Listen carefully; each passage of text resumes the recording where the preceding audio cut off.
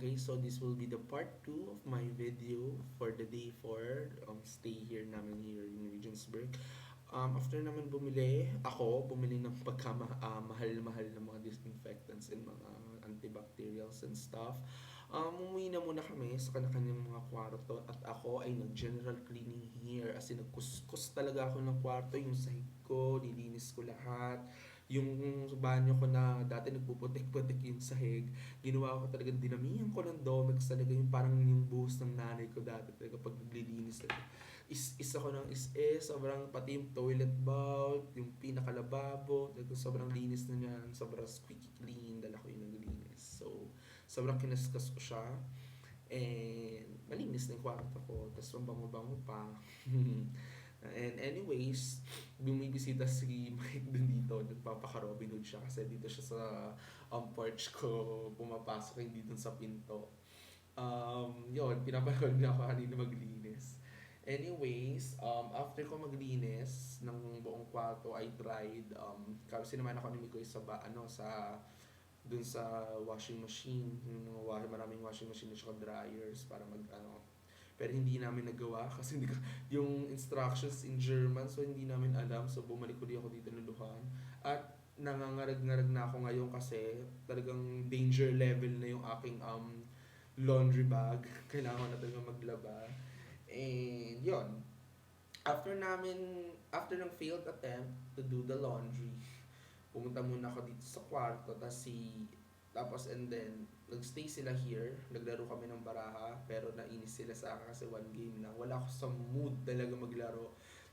Naganda sila sa akin kasi sobrang KJ ko daw. Actually KJ talaga ako, promise.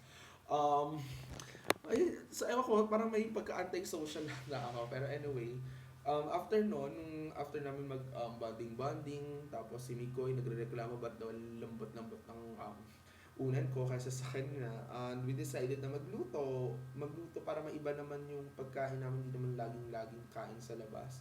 At we find it very cheap. Sobrang mas cheap siya kasi kung bibili kami sa labas. So, baka yun na yung maging trend from now on. Although ako, pasaway pa rin ako, bibili pa rin ako ng McDo. Anyway, ano ba? Um, After no, after namin magluto, chicken wings at saka ng bacon at in-oven na fries and currywurst.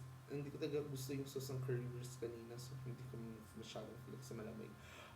Yung bacon, ginawa namin, kasi yung bacon kasi, di ba pag bumibili tayo sa Pilipinas, hiwa na siya ng slice. Doon hindi, makapal.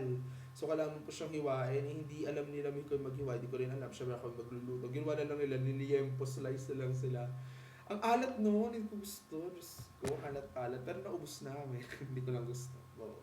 Ewan ko makaulit pa kami ng sobrang alat kasi. At after namin magluto, after namin kumain, nisi nung kitchen nila, Mikoy, nag-prepare na kami para dun sa pub tours. Kasi nakaschedule kami ngayon for pub tours. Ang ginawa namin from the school is inikot kami sa buong mga bars sa Regensburg. Tapos meron kaming 30 minutes to 45 minutes stay sa bawat pubs and uminom ako ng beer. Sobrang sarap ng beer nila dito.